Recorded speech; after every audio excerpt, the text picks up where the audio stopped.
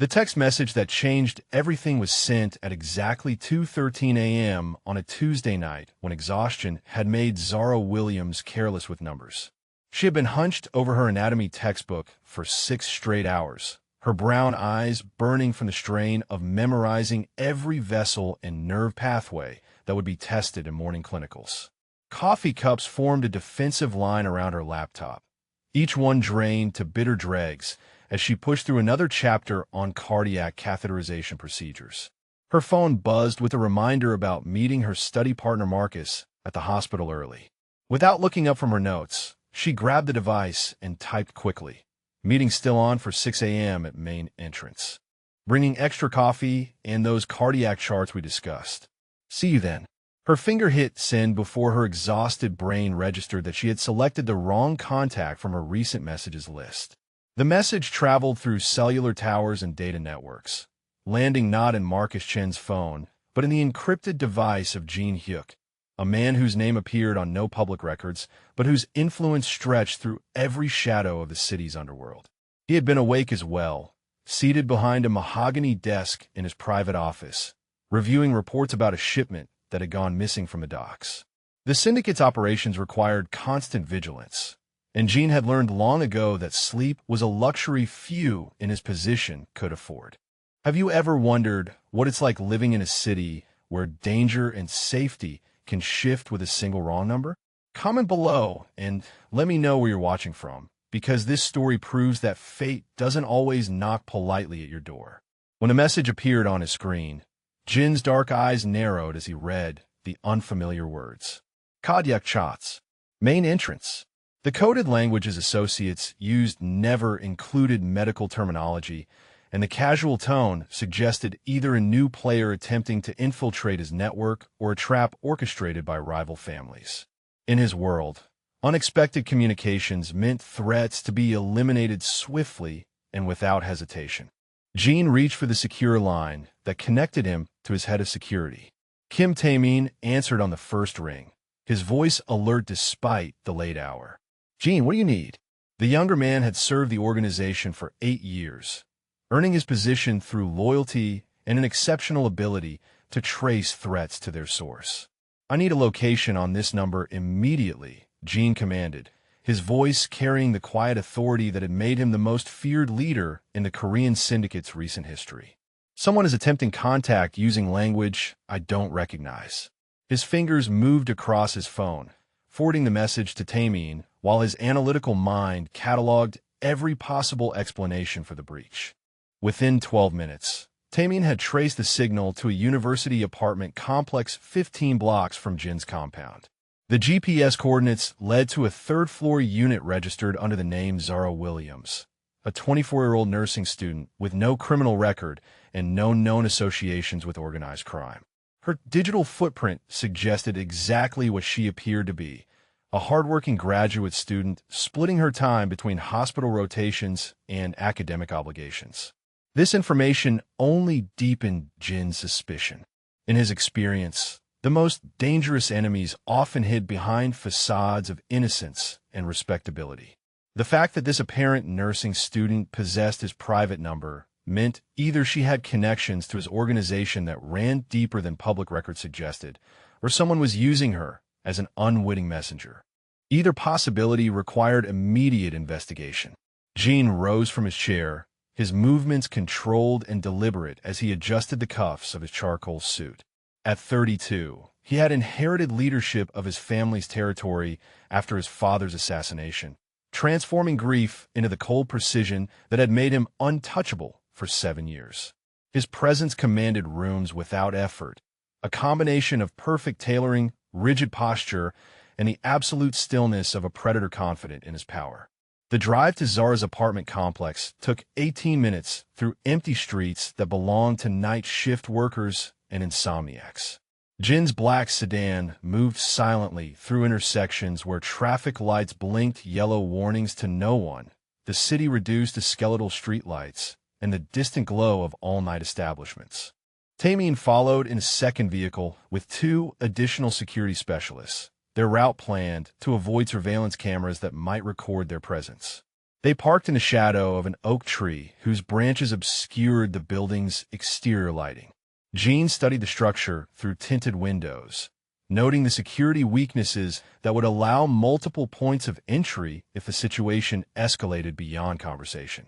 The building showed signs of deferred maintenance common to student housing, chipped paint on window frames, a front door that would yield to moderate pressure, and landscaping that provided too much concealment for potential threats. Jean climbed the stairs to the third floor with the silent efficiency of someone whose survival had always depended on moving unseen and unheard. His leather shoes made no sound against the worn carpet as he approached apartment 3B, where dim light leaked beneath the door. He could hear movement inside, the soft shuffle of someone still awake despite the late hour. He knocked once, a controlled sound that conveyed authority without aggression. The movement inside stopped abruptly, followed by the cautious approach of footsteps toward the door. A woman's voice, muffled by wood and metal, called out with obvious wariness. "Who is it? It's almost 3 in the morning." Jean positioned himself where the peephole would capture his face clearly. "Miss Williams, my name is Jean Hyuk. You sent me a message earlier tonight, and I believe we need to discuss its contents." His voice remained level, conveying neither threat nor reassurance, simply the expectation that his request would be accommodated without question. The silence stretched for nearly 30 seconds before he heard the sound of multiple locks being disengaged. The door opened to reveal a woman whose appearance immediately challenged every assumption Jean had formed during the drive over. Zara Williams was beautiful in a way that seemed entirely natural rather than calculated. Her dark skin warm even in the harsh hallway lighting, her hair pulled back in a style that emphasized the elegant line of her neck and the intelligence in her brown eyes. She wore scrubs that suggested she had been studying rather than sleeping, and her posture conveyed alertness despite obvious exhaustion. Most importantly, her expression showed genuine confusion rather than the carefully controlled neutrality Jean associated with people who knew exactly why dangerous men appeared at their doors in the middle of the night. "I'm sorry, but I don't understand," she said, her voice stronger now that she could see him. "I didn't send any messages tonight except to my study partner, and I definitely don't know anyone named Jean Hyuk."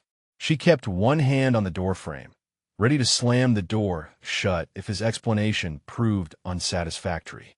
Jean studied her face as he withdrew his phone, searching for any micro-expression that might indicate deception. "Show me your recent messages," he said, extending the device so she could see her own words reflected on his screen. The confusion in her eyes deepened as she read the text, then shifted to horror as the implications became clear. "Oh my God," she whispered, pressing her hand to her mouth. "I meant to text Marcus about meeting for clinical rotations. I must have selected the wrong contact." Her eyes moved from the phone to Jin's face, taking in details that finally registered the expensive cut of his clothing and the cold precision of his manner. "Who are you exactly, and why is this such a big deal?" The question hung in the air between them as Jean made rapid calculations about how much truth this situation required. Zara Williams was clearly innocent of any intentional deception, but her accidental message had given her access to his private communication line, and more importantly, she had now seen his face clearly enough to identify him if questioned by law enforcement or rival organizations. In his world, loose ends meant death for everyone involved, and letting her simply return to her normal life would represent an unacceptable security risk. Yet something in her direct gaze and obvious intelligence suggested that fear alone would not be sufficient to guarantee her silence. She was the kind of person who would ask questions, seek help, perhaps even contact authorities if she believed herself to be in danger. "Miss Williams," Jean said finally, his tone shifting to the quiet authority he used when delivering ultimatum, "you have inadvertently involved yourself in matters that require careful handling. I'm going to need you to come with me while I determine the best way to address this situation." He stepped closer to the doorway, his presence filling the frame as he made it clear that refusal was not among her available options. "I'm not going anywhere with you," Zara replied immediately, her chin lifting in defiance even as her knuckles whitened against the doorframe. I sent a wrong text message. That's not a crime, and it's certainly not a reason for me to leave my home with a complete stranger in the middle of the night. Her voice carried the kind of strength Jean recognized in people who had survived challenges that would break others. Unfortunately, Jean said, allowing a hint of steel to enter his voice, that decision is no longer entirely yours to make. The compound that Jean brought her to existed in a world Zara had never imagined, where luxury and danger intertwined like silk and steel. High walls topped with sophisticated surveillance equipment, enclosed grounds that could have belonged to any wealthy businessman, except for the subtle signs that revealed its true purpose. Guards moved with military precision along carefully planned patrol routes, and every window was positioned to provide clear sight lines while offering protection from external observation. Jin's sedan passed through gates that closed behind them with the finality of a prison door, though the gardens beyond looked like something from architectural magazines. Perfectly manicured lawns stretched between stone pathways that led to a main house built from gray granite and dark wood, its clean lines suggesting both elegance and fortress-like strength. Zara pressed her face to the window as they approached, taking in details that might prove important if she found an opportunity to escape. The interior of the house reinforced the impression of controlled luxury. Marble floors reflected light from crystal fixtures that cast geometric shadows across walls decorated with understated art. Everything spoke of wealth applied with precision rather than ostentation, as if the owner understood that true power required no advertisement. The scent of leather and expensive wood polish filled the air, underlaid with something that might have been sandalwood. "This will be your room for the duration of your stay," Jean announced, opening a door on the second floor to reveal accommodations that would have been impressive in a five-star hotel. The space featured a king-sized bed with pristine white linens, a sitting area with floor-to-ceiling windows overlooking the gardens, and a private bathroom appointed with marble surfaces and fixtures that probably cost more than Zara's annual tuition. A desk had been positioned near the window, and someone had already placed fresh towels and basic toiletries in the bathroom. "Duration of my stay," Zara repeated, her voice sharp with controlled anger as she turned to face him directly. "You're talking about this like I'm a guest who chose to be here, instead of someone you've essentially kidnapped from their own apartment." She crossed her arms over her chest, her posture conveying defiance, even as she registered the uselessness of physical resistance against someone of Jin's obvious capabilities. Jean studied her for a moment, noting how she held his gaze without flinching despite the clear power imbalance between them. Most people in her situation would be pleading or crying by now, but Zara Williams seemed determined to treat this as a negotiation rather than a surrender. The unexpected strength in her response intrigued him in ways he hadn't anticipated when planning this conversation. "You are here because your accidental message created a security breach that must be addressed carefully," he replied, his tone remaining level and controlled. "Until I can verify that you pose no ongoing threat to my organization, and until I'm certain that your knowledge of my identity won't be used against me, you will remain under my protection." The word protection carried subtle emphasis, suggesting that he viewed this arrangement as beneficial to her rather than purely restrictive. "Protection," Zara said, her eyebrows rising in obvious skepticism. "Is that what we're calling imprisonment now? Because I have clinical rotations starting next week, exams to take, and a life that doesn't include being held prisoner by someone whose business apparently requires kidnapping innocent people who make texting mistakes." Her voice rose slightly with each word, though she maintained enough control to avoid shouting. Jean moved closer to the window, his hands clasped behind his back as he gazed out at grounds where his security team maintained their vigilant patrol. "Your clinical rotations will be suspended temporarily," he said without turning around. "I've taken the liberty of contacting your program director to explain that you're dealing with a family emergency that requires extended leave. Your professors will receive similar explanations, and arrangements will be made to ensure your academic standing isn't compromised by this temporary absence." The casual revelation that he had already inserted himself into her academic life sent a chill through Zara that had nothing to do with the air conditioning.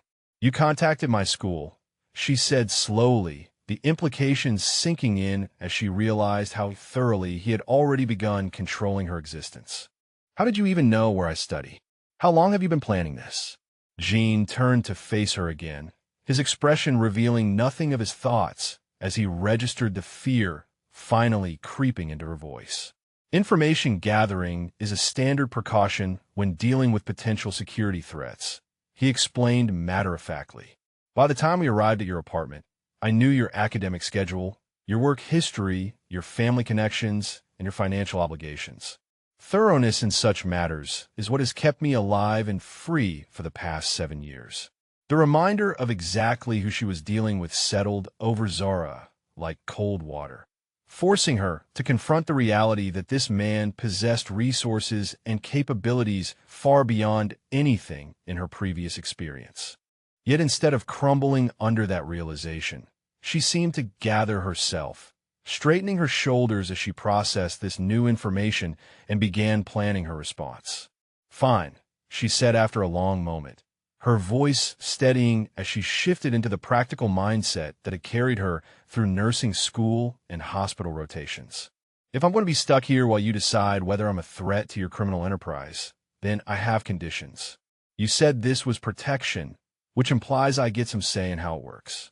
Her eyes met his with renewed determination, as if she had decided that surrender was not among her available options. Jean felt something that might have been admiration stir in his chest as he observed this unexpected display of backbone. In his experience, people facing forced detention either broke down completely or attempted hopeless resistance that only made their situations worse. Zara Williams appeared to be choosing a third path, one that acknowledged the reality of her circumstances while refusing to accept complete powerlessness. "What conditions?" he asked, curious to see how far her courage would extend when tested against the boundaries he was willing to establish. The question carried no promise that her requests would be granted, but his tone suggested he was at least willing to listen to her proposals.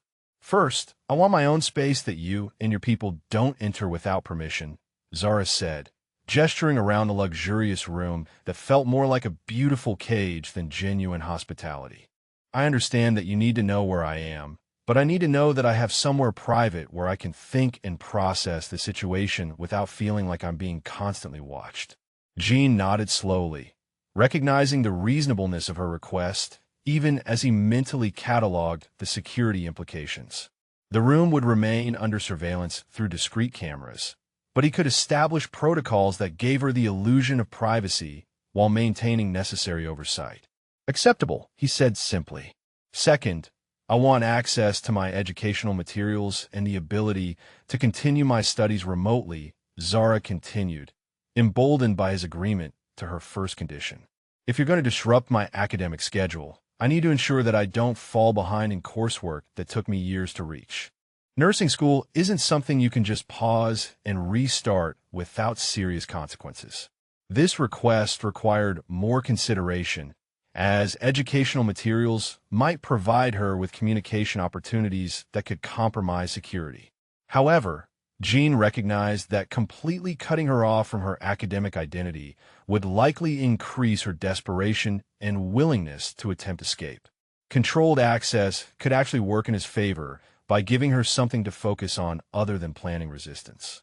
"Your materials will be provided, though all electronic communications will be monitored," he agreed after a moment. "You may continue your studies, but any attempt to use educational platforms to contact people outside this compound will result in immediate termination of that privilege." "Third," Zara said, pressing her advantage while she seemed to have his attention, "I want to understand what's happening. If my safety depends on your protection, then I need to know what I'm being protected from. I'm not asking for details about your business, but I have a right to know why my life has been turned upside down and what you expect this situation to look like going forward." This request struck closer to information that Jean never shared with outsiders. Yet he found himself considering how much truth might actually serve his purposes better than the careful lies he typically used in such situations. Zara Williams had already demonstrated that she responded better to straightforward communication than to evasion or intimidation. Before he could formulate his response, a soft knock interrupted their negotiation. "Come in," Jean called, and the door opened to admit an older Korean woman whose presence immediately transformed the atmosphere in the room. Mrs. Park had served his family for 15 years, managing household operations with the same efficiency and loyalty that characterized his best security personnel. "Sir," Mrs. Park said in accented English, her attention shifting politely to include Zara in her address, "I wanted to ensure that Miss Williams has everything necessary for her comfort. Dinner can be served whenever convenient, and I've prepared the adjoining sitting room with additional books and entertainment options." Her manner conveyed genuine warmth despite the unusual circumstances of Zara's arrival. Zara looked between Jean and Mrs. Park, clearly surprised by the older woman's kindness and the suggestion that her comfort was actually a consideration in this arrangement. The cognitive dissonance between being kidnapped and being treated like a welcome guest added another layer of confusion to an already surreal situation. "Thank you, Mrs. Park," Jean replied, his voice carrying a warmth that hadn't been present during his conversation with Zara. "Please ensure that Miss Williams has access to anything she requires. She will be staying with us for an indefinite period, and I want her to feel as comfortable as possible given the circumstances." After Mrs. Park withdrew with a slight bow, Jean returned his attention to Zara, noting how her expression had shifted during the brief interaction. "You were asking about the situation you're being protected from," he said, resuming their previous conversation. "The simple answer is that my organization has enemies who would view any perceived weakness or personal attachment as an opportunity for leverage. Your accidental contact with me, combined with your ability to identify me, makes you a potential target for people who would not hesitate to use violence to achieve their goals. So by trying to protect yourself, you've made me a target," Zara said slowly, the full implications of her situation finally becoming clear. "I'm not here because you think I'm dangerous to you. I'm here because being connected to me is dangerous to me." The understanding in her voice caught Jean off guard, revealing an intelligence and emotional maturity that exceeded his initial assessments. Most people in her situation focused entirely on their own victimization without grasping the larger dynamics that made their protection necessary. Her ability to see beyond her immediate circumstances suggested a depth of character that he found increasingly compelling. "That is a more accurate assessment than most people in your situation would reach," he admitted, allowing a hint of respect to enter his voice. "Your safety became my responsibility the moment you accidentally entered my world, whether either of us intended that outcome." Over the following hours, as evening settled over the compound, Jean found himself observing Zara with growing fascination.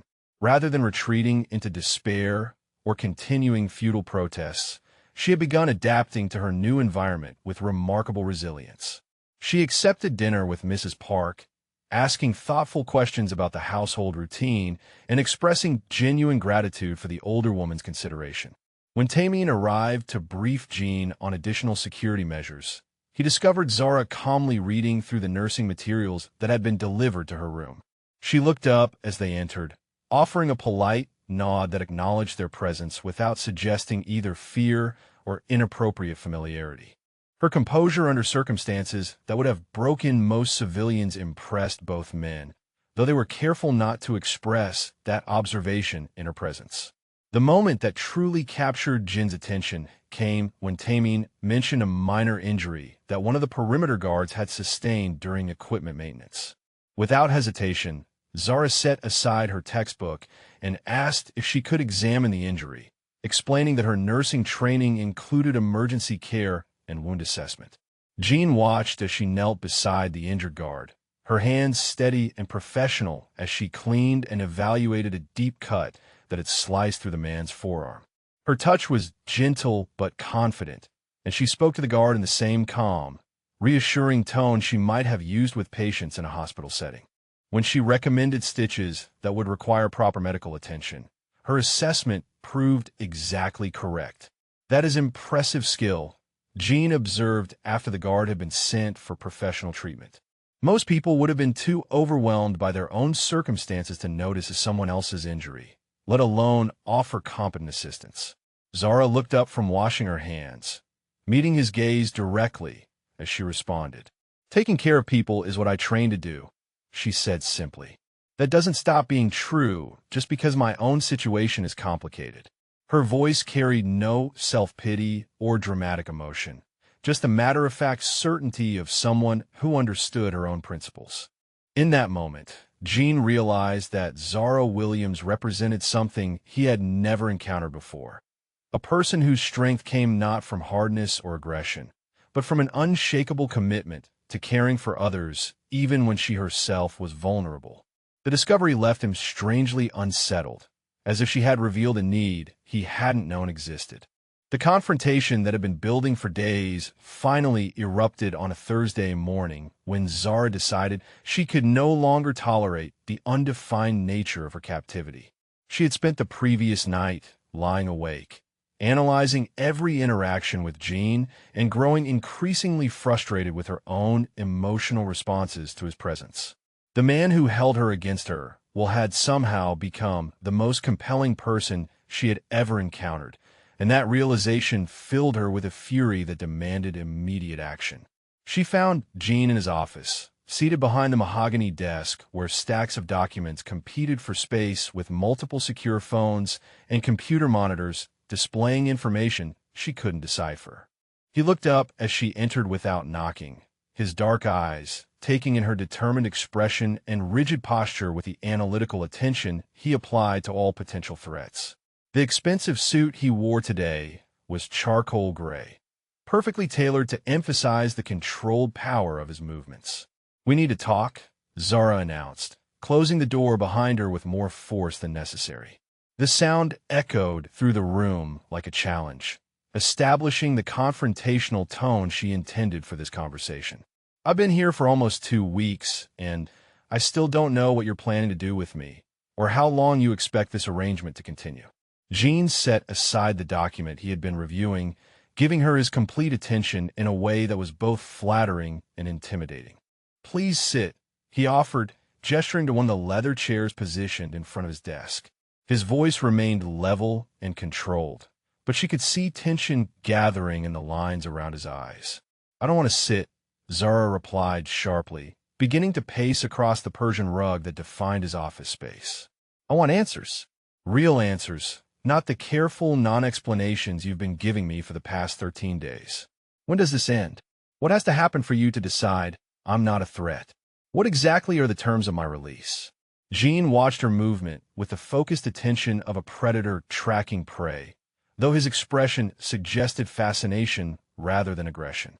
"Your situation is more complex than you understand," he said finally, his words carefully chosen to convey information without revealing specifics that might compromise operational security. "There are factors beyond your personal threat level that must be considered before any decisions can be made about your future."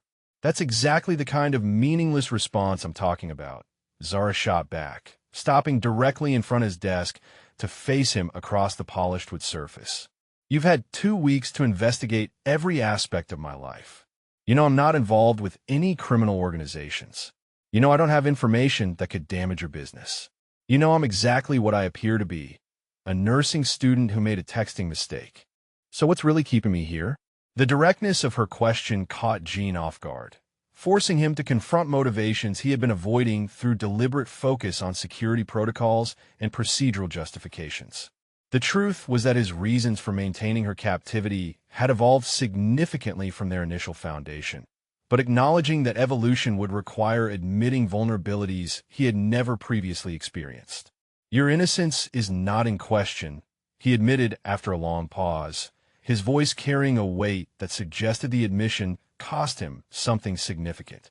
"However, your knowledge of my identity and location creates ongoing risks that extend beyond your personal intentions. There are people who would pay substantial sums for the information you now possess, regardless of whether you chose to acquire it. So I'm supposed to stay here forever because other people might try to use me against you," Zara said, her voice rising with frustration and something that might have been fear. I'm supposed to give up my career, my family, my entire life because you're worried about hypothetical threats from your enemies. That's not protection, Jean. That's imprisonment disguised as concern for my welfare. Jean rose from his chair, moving around the desk, to face her directly, without the barrier of furniture between them. The proximity made Zara acutely aware of his physical presence, the way his height and breadth seemed to fill the space around her, without feeling threatening or oppressive. His scent, that distinctive combination of sandalwood and controlled danger, made her breathing shallow in ways she didn't want to acknowledge. "You think I want to keep you here?" he said, his voice dropping to a lower register that sent unexpected shivers through her nervous system. "You think this arrangement serves my preferences or convenience in some way? The truth is that having you in my home complicates every aspect of my life and operations. Your presence creates vulnerabilities I have never had to manage before." "Then let me go," Zara challenged, stepping closer until only inches separated them. Her chin lifted defiantly as she met his gaze, refusing to be intimidated by either his reputation or the magnetic pull she felt whenever they shared the same space. "If I'm such a complication, if keeping me here makes you vulnerable, then give me my freedom and let me return to my normal life." Jin's control wavered for the first time since she had known him, his carefully maintained facade cracking to reveal something raw and desperate underneath. "Do you think I haven't considered that option?" he asked, his voice rough with suppressed emotion. "Do you think I haven't spent every night for the past week trying to find a way to release you safely? The problem isn't my willingness to let you go. The problem is that I no longer trust myself to survive your absence." The confession hung between them like a bridge neither had expected to cross, revealing depths of feeling that transformed everything about their carefully negotiated arrangement. Zara felt her anger dissolving into something far more dangerous, a recognition that Jin's struggle with their situation mirrored her own internal conflict in ways that made rational resistance almost impossible. "I've never felt protective of anyone outside my immediate organization," Jin continued, his admission gathering momentum as if honesty had become a compulsion he could no longer resist. "My entire adult life has been built on maintaining emotional distance from people who could be used as leverage against me. But you walked into my world, and somehow you become more important to my sense of security than all the weapons and surveillance systems I use to maintain control." The vulnerability in his confession broke through Zara's remaining defenses, forcing her to confront her own contradictory feelings about their impossible situation. "You want to know the truth," she said, her voice barely above a whisper as she struggled with words that felt like betrayal of everything rational. "I've never felt as safe as I do in this house with you. Not in my apartment, not with my family, not anywhere in my entire life. And that terrifies me more than any threat your enemies could pose." The admission surprised them both, revealing how thoroughly their proximity had undermined the adversarial relationship they had attempted to maintain.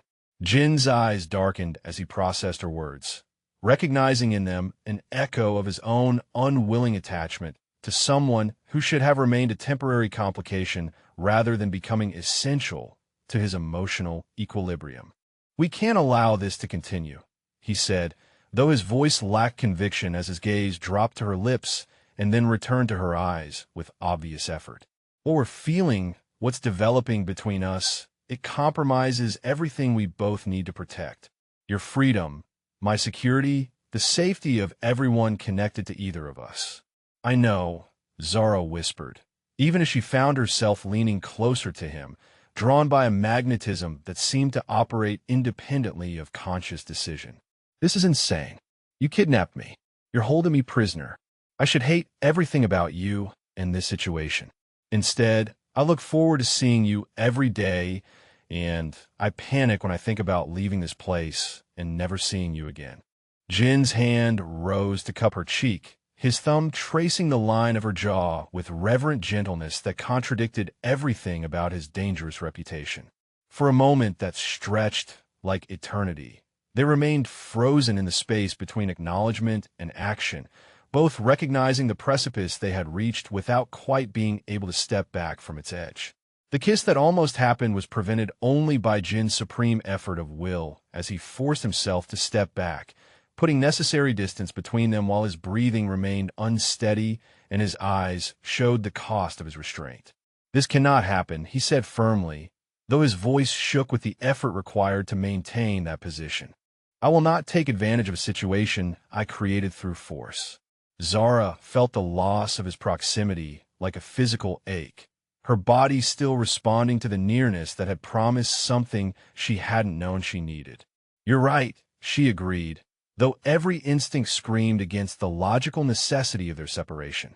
"This whole situation is impossible, and getting emotionally involved would only make it worse for both of us."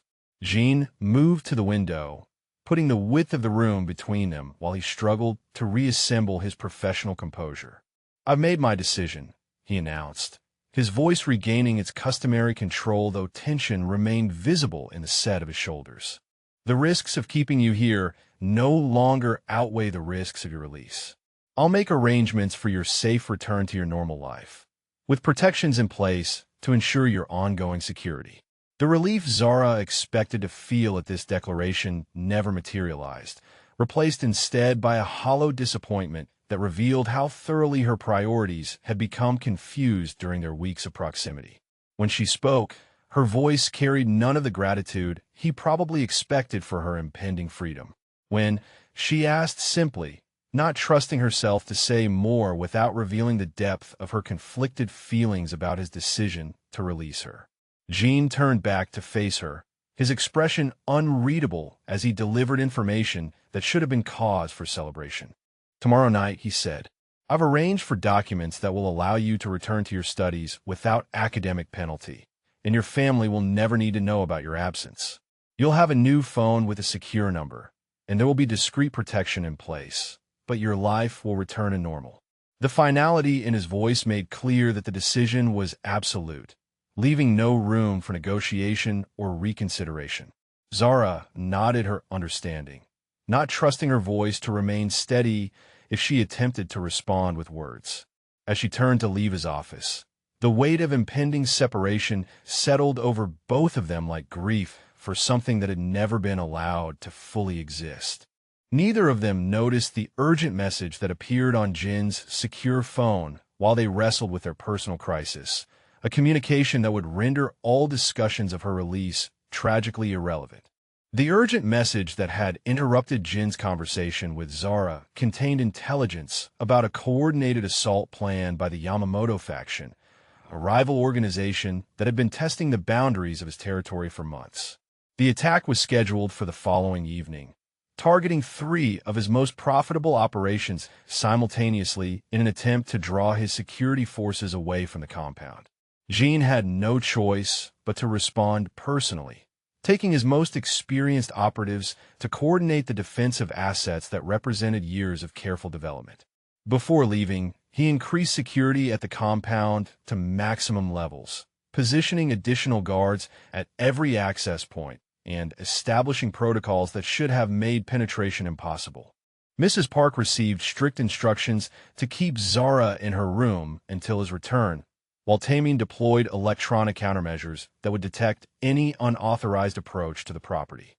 The preparations were comprehensive and based on threat assessments that had proven reliable in previous conflicts.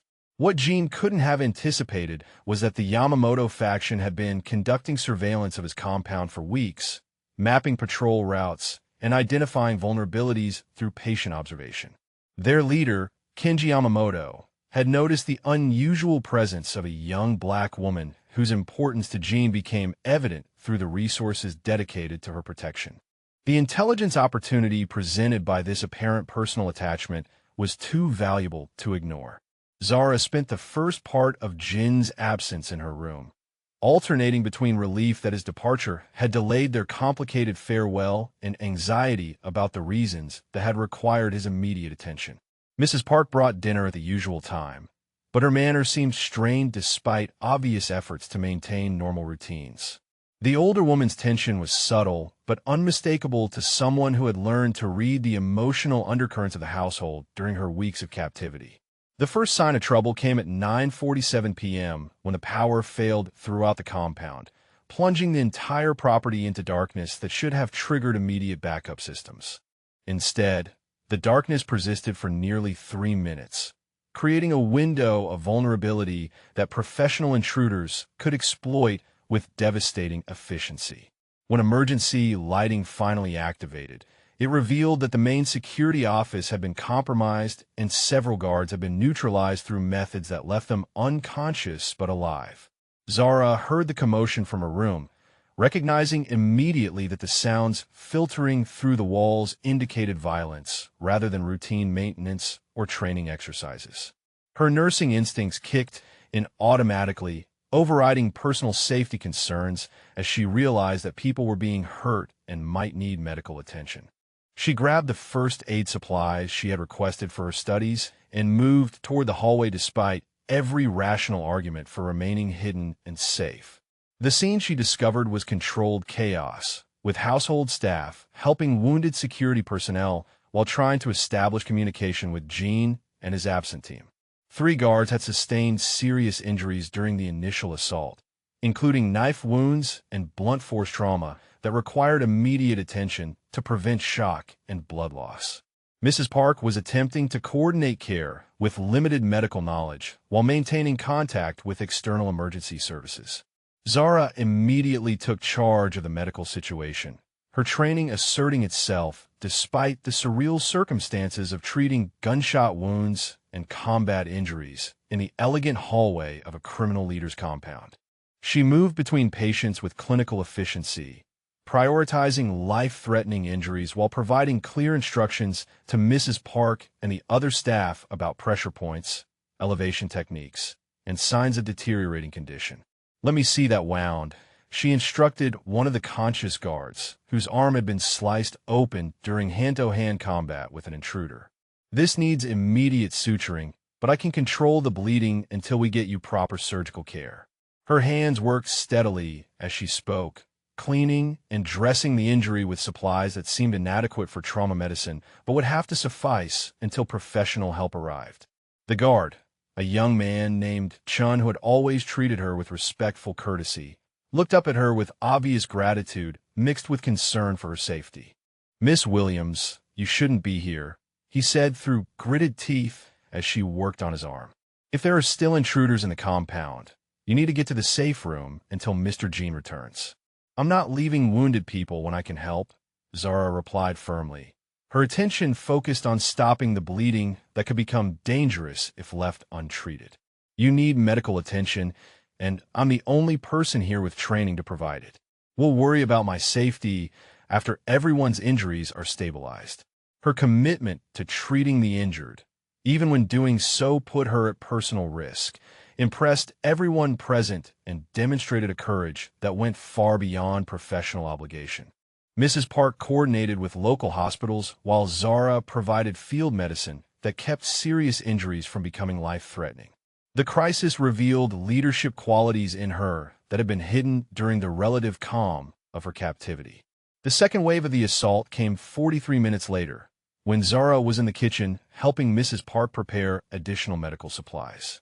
This attack was more targeted and sophisticated than the initial breach, carried out by operatives who had used the first assault to map internal defenses and identify specific objectives.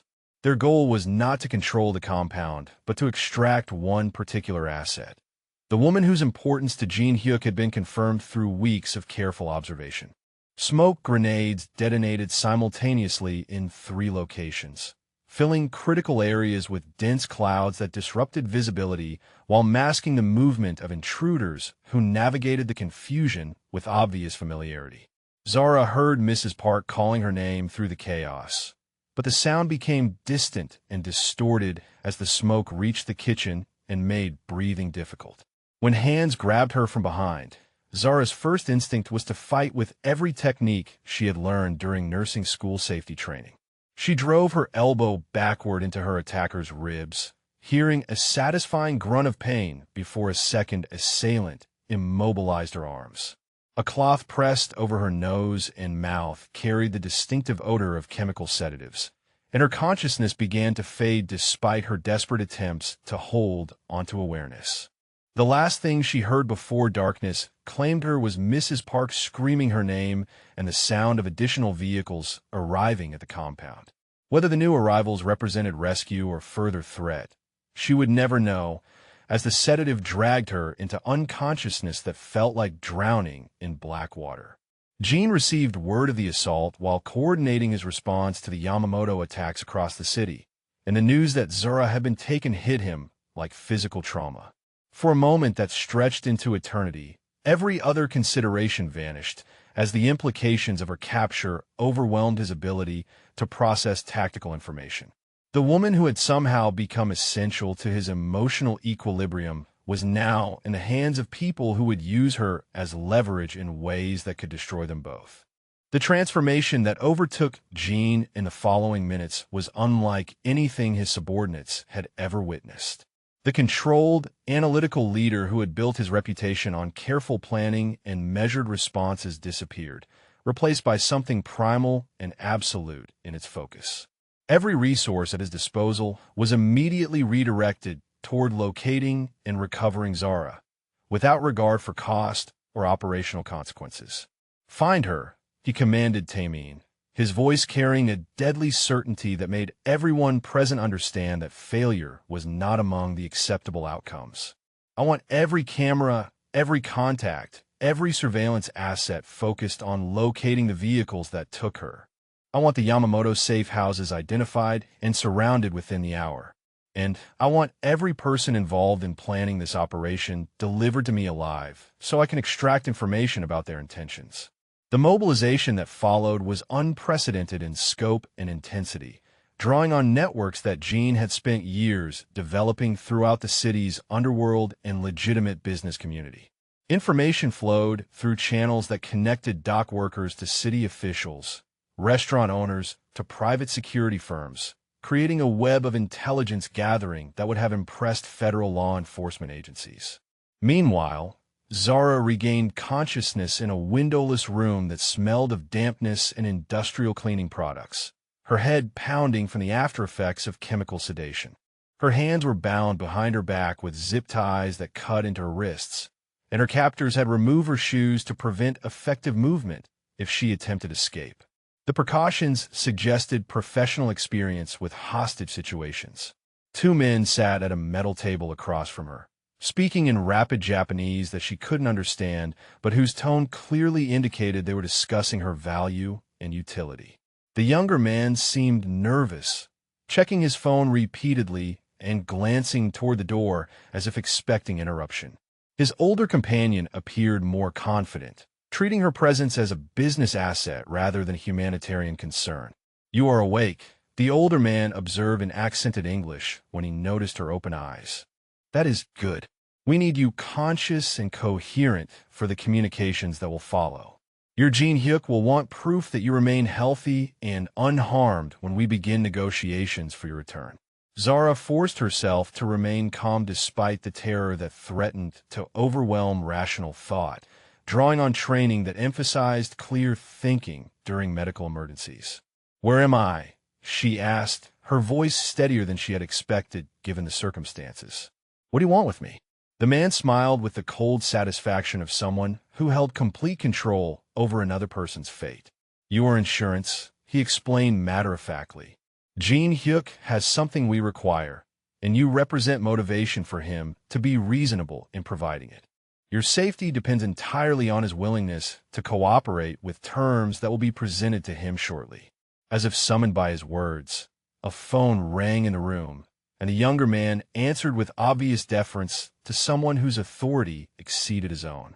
The conversation was entirely in Japanese, but Zara could hear Jin's voice through the speaker, controlled but carrying an undertone of barely contained violence that made her captors exchange meaningful glances. After the call ended, the older man's confidence seemed somewhat diminished as he regarded Zara with new calculation. "Your value may be greater than we initially assessed," he said slowly. Jean Huick's response to our demands suggests that losing you would be unacceptable to him regardless of the cost involved in securing your return. The hours that followed tested every resource Jean had accumulated during his years of building criminal empire. Safe houses were raided with surgical precision. Informants were pressured through methods that would leave no permanent damage, but would ensure complete cooperation, and surveillance networks mapped every possible route the kidnappers might use to transport their prize. The breakthrough came when facial recognition software identified one of the assault team members entering a warehouse district that belonged to a legitimate shipping company with hidden connections to the Yamamoto organization. Jin's response team surrounded the building within 20 minutes, establishing perimeters that would prevent escape while avoiding the kind of attention that would bring law enforcement interference. Inside the warehouse, Zara had been working methodically to free herself from the restraints that bound her wrists, using techniques learned during mandatory safety training that emphasized self-reliance in emergency situations. The zip ties had abraded her skin to the point of bleeding, but persistence and careful manipulation had created enough slack to slip one hand free. When the assault began, she was ready to take advantage of whatever confusion the rescue attempt created.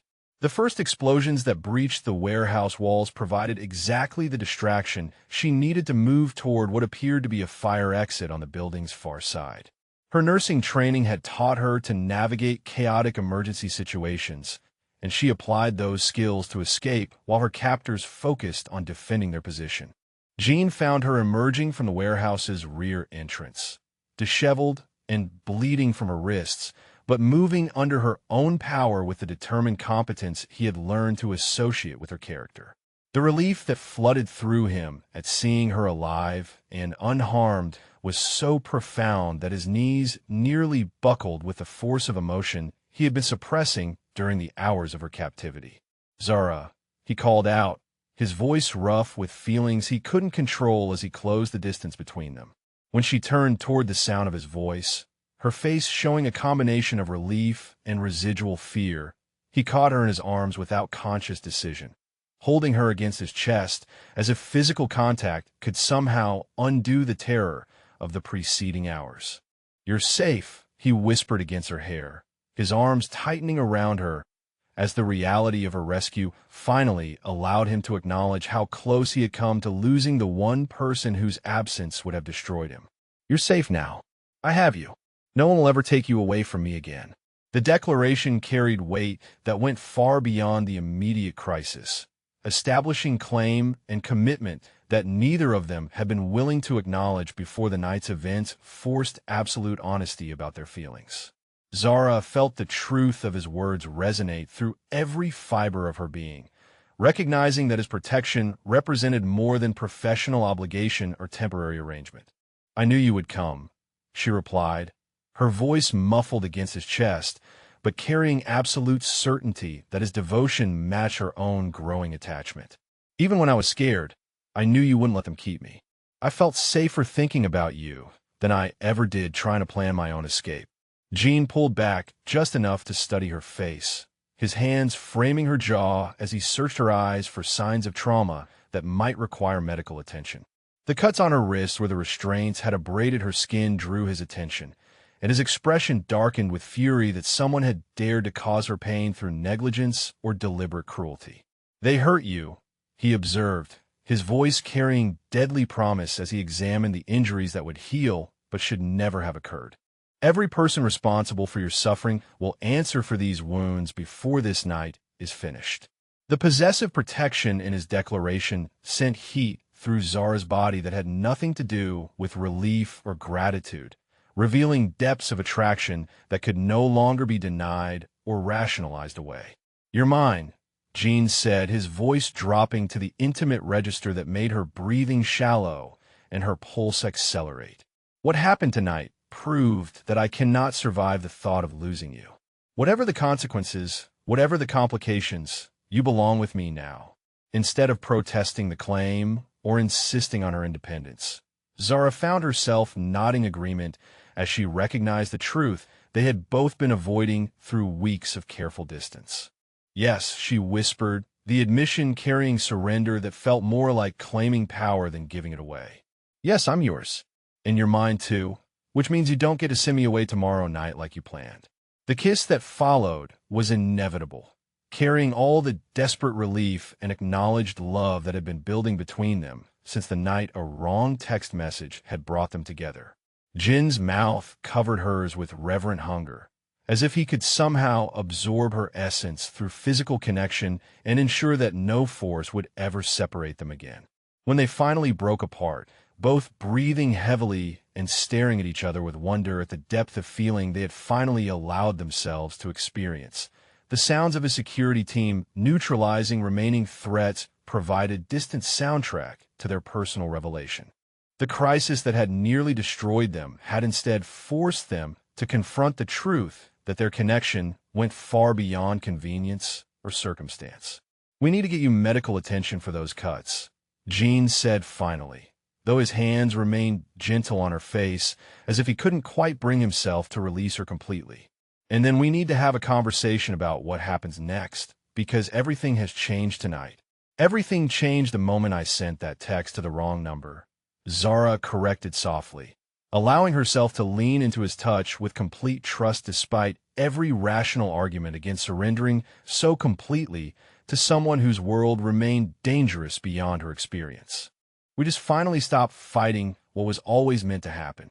The aftermath of Zara's rescue unfolded with a methodical precision that characterized all of Jin's operations, but the underlying fury driving his actions was unlike anything his organization had ever witnessed. Within 48 hours of the warehouse assault, every member of the Yamamoto faction involved in planning or executing her kidnapping had been eliminated through methods that sent clear messages throughout the criminal underworld about the consequences of threatening what belonged to Jin Hyuk. Kenji Yamamoto himself disappeared during a meeting with associates, his absence discovered only when security footage revealed Jin's operatives entering and leaving the restaurant where the gathering had taken place. The message was unmistakable. Anyone who dared to use Jin's personal attachments as leverage would face swift and permanent retaliation that extended to their entire organizational structure. Zara spent those 2 days recovering from her ordeal in the compound's medical facility, which Jin had equipped with hospital-grade equipment and supplies that rivaled major trauma centers. The cuts on her wrists required careful attention to prevent scarring, and the psychological impact of her kidnapping manifested in hypervigilance and difficulty sleeping that gradually improved with time and Jin's constant presence. He rarely left her side during her recovery, abandoning business obligations to ensure her comfort and safety while she processed the trauma of being taken and used as a weapon against someone she loved. His attention was gentle but absolute, anticipating her needs before she could voice them, and creating an environment where healing could occur without pressure or expectation. On the 3rd morning after her rescue, Jin appeared in her room, carrying documents that represented weeks of careful legal preparation, his expression serious as he set the papers on the table beside her bed. "These are release documents," he explained, his voice steady despite the obvious difficulty the conversation represented for him.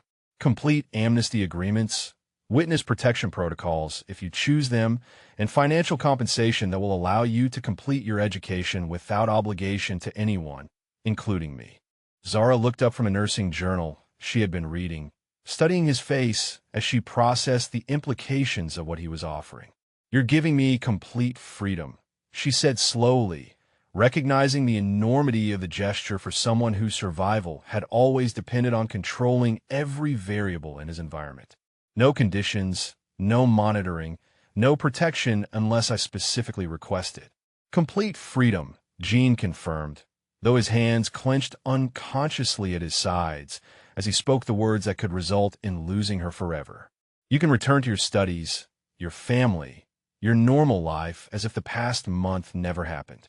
The only record of your time here will be educational arrangements that explain your absence in terms no one will question."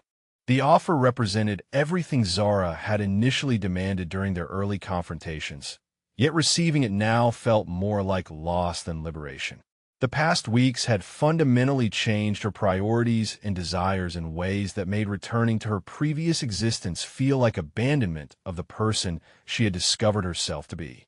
"And if I choose to stay?" she asked, her voice carefully neutral as she explored the alternative that had become her true preference. "What would that look like? I won't be a kept woman or a beautiful prisoner, even if the cage is luxurious.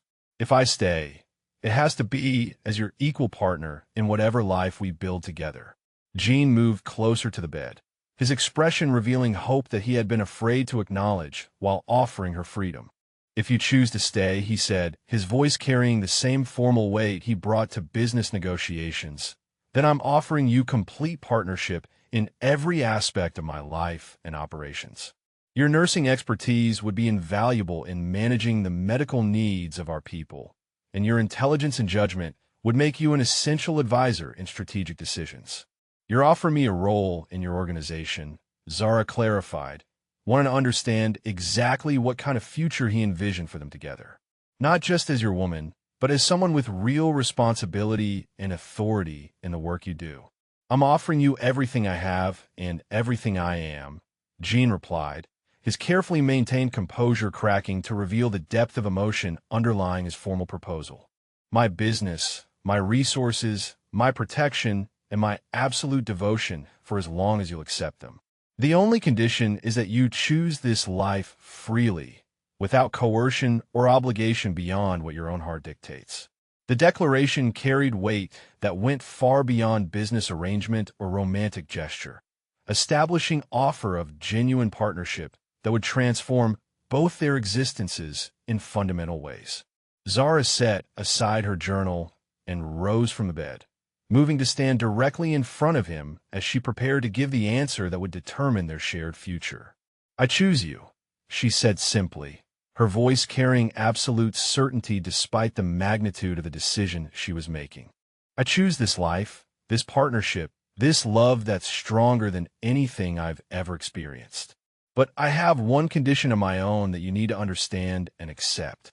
Jin's eyes never left her face as he waited for whatever terms she would set for their future together, prepared to agree to anything that would keep her in his life and by his side.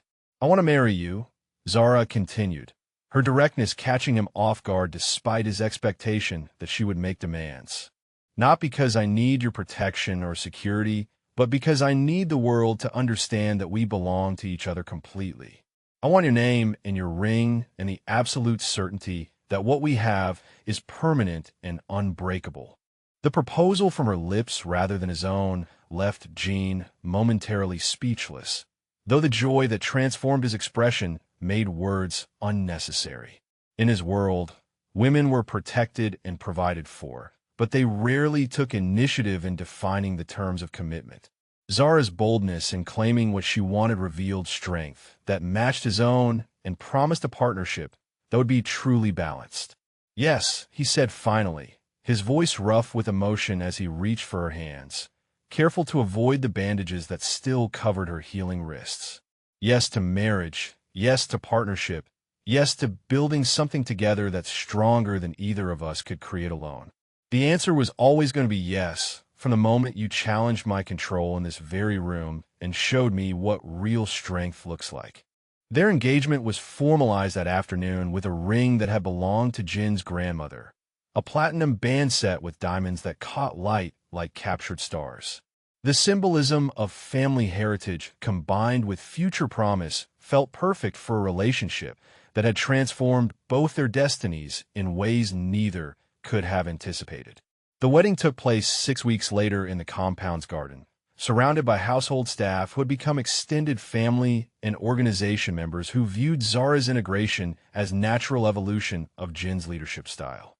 Mrs. Park wept openly as she watched Zara exchange vows in a ceremony that balanced Korean traditions with American preferences, creating fusion that reflected their cultural backgrounds. Jin's vows were delivered in the controlled tone that characterized his public speaking, but the words themselves revealed vulnerability that few people had ever been permitted to witness. "You transformed captivity into sanctuary," he said, his hand steady as he placed the wedding band beside her engagement ring. You turned my greatest weakness into my greatest strength by showing me that protection and love are not the same thing, but they can coexist in ways that make both more powerful. Zara's response carried the confidence she had developed during their months of partnership. Her voice clear and strong as she accepted the commitment that would bind their lives permanently. You showed me that safety doesn't come from avoiding danger, but from facing it with someone who values your strength as much as your vulnerability, she replied. I choose you not because you can protect me, but because together we're stronger than anything that threatens what we've built. The reception that followed featured cuisine that honored both their heritages, with Korean delicacies prepared alongside Southern comfort foods that reminded Zara of family gatherings from her childhood. The celebration continued long into the evening, with toasts that acknowledged the unusual circumstances of their meeting, while focusing on the profound love that had grown from those chaotic beginnings. As the months passed, Zara's role in the organization expanded beyond what either had initially envisioned. Her medical expertise proved invaluable not only in treating injuries sustained during operations, but in developing safety protocols that reduced casualties and improved long-term health outcomes for everyone under Jin's protection. Her nursing background translated perfectly to crisis management and strategic planning, skills that made her an indispensable advisor. Jin, meanwhile, discovered that having a true partner transformed his leadership approach in ways that strengthened rather than weakened his authority. Zara's influence encouraged him to prioritize the welfare of his people over pure profit, creating loyalty that exceeded what fear alone had ever achieved. Her presence humanized him without diminishing the respect he commanded throughout the criminal underworld. Their home became a sanctuary where Jin's dangerous reputation coexisted with domestic happiness that would have seemed impossible before Zara's arrival. Evenings often found them working together in his office, her medical journals spread across one side of his desk, while he reviewed operational reports on the other, their conversation flowing seamlessly between professional consultation and intimate connection. 6 months after their wedding, Zara had completed her nursing degree through carefully arranged distance learning programs that allowed her to maintain her academic credentials while adapting to her new responsibilities. The achievement represented more than personal accomplishment. It demonstrated that her marriage to Jin had expanded rather than limited her potential for growth and professional development. Have you ever wondered whether love can bloom in the most unexpected circumstances, transforming danger into safety and captivity into chosen commitment? This story of a wrong number that became destiny proves that sometimes the most beautiful relationships begin with the most impossible situations. What did you think about Zara and Jin's journey from enemies to soulmates? And have you ever experienced a moment when everything in your life changed with a single unexpected encounter? Share your thoughts below about love that conquers circumstances and partnerships that make both people stronger than they ever were alone. The compound that had once felt like a beautiful prison now served as headquarters for an operation that balanced legitimate business interests with protective services for people who needed sanctuary from various forms of danger. Jin's reputation evolved from purely criminal enterprise to something more complex, an organization that provided safety and opportunity for those who had nowhere else to turn. Zara's medical clinic, established in the compound's East Wing, treated everyone from organization members to local residents who couldn't afford traditional health care, her nursing skills creating goodwill that enhanced the family's standing in the community. The facility operated with the same precision that characterized all of Jin's ventures, but its humanitarian focus reflected values that had emerged from their partnership. Their bedroom remained the private sanctuary where Jin's formidable control gave way to tenderness that existed only for Zara, while she provided the emotional anchor that kept his dangerous world from consuming his humanity entirely. In the quiet moments before sleep, they often reflected on the chain of events that had brought them together, marveling at how a simple texting mistake had led to a love that neither had known they needed. The future stretched before them, with possibilities that honored both their backgrounds and their shared commitment to building something meaningful from the connection that had begun with wrong numbers and unexpected encounters. Jin's empire would continue to evolve under Zara's influence toward enterprises that protected rather than exploited, while her nursing career would expand to serve communities that traditional healthcare systems often overlooked. Years later, when people asked about their love story, Zara would describe it as proof that destiny sometimes works through accidents, and that the most powerful connections often begin with the most unlikely circumstances. Jin would simply say that he had learned the difference between taking someone captive and winning their heart completely, and that Zara had taught him that true strength came from protecting what you love rather than controlling it. Their story became legend within the organization, cited as evidence that even the most dangerous men could find redemption through love that was strong enough to transform everything it touched. The wrong number that had seemed like crisis had become the foundation for a partnership that proved capable of weathering any storm, creating sanctuary from chaos and building hope from circumstances that had initially promised only complications. In the end, the text message sent to the wrong number at 2 a.m. had delivered exactly what both Zara and Jin needed most: each other, and the absolute certainty that some love stories begin with accidents that turn out to be destiny in disguise.